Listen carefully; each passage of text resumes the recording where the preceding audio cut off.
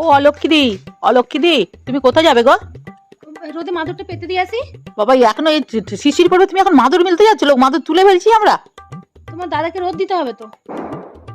কি বাজে বাজে কথা, তোমার কি মাথাটা খারাপ হয়েছে? মাদুর নিয়ে যাচ্ছে তো দাদার সঙ্গে সম্পর্ক কি?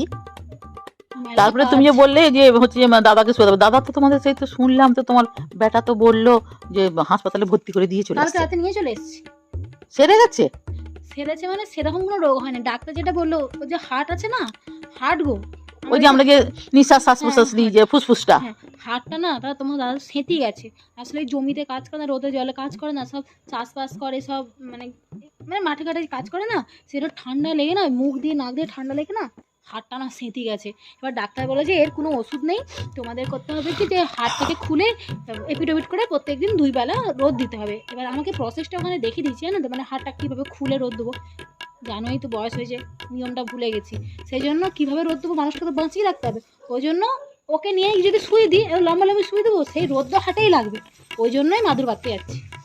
এমন হ্যাঁ গো, আমাদের কর্তাও তো অত মাঠে ঘাটে সব কাজ করে, ধান রুয়ে ব্যান ভাঙে, হ্যাঁ কই তার তো কই ওই ধরনের রোগ হয়নি। সবার শরীর কি সমান? ডাক্তার যেটা বললো হাটে নাকি সেঁতে গেছে, এপিডোপিট 1 সপ্তাহের মধ্যে রোদ দিলে নাকি। হ্যাঁ গো, আমরা জানি রিমোট তারপরে ক্যালকুলেটর এইসব জিনিস সেঁতে যায়, রোদ দিলে আবার ঠিক মতো চালু হয়। হাটও সেঁতে যাচ্ছে?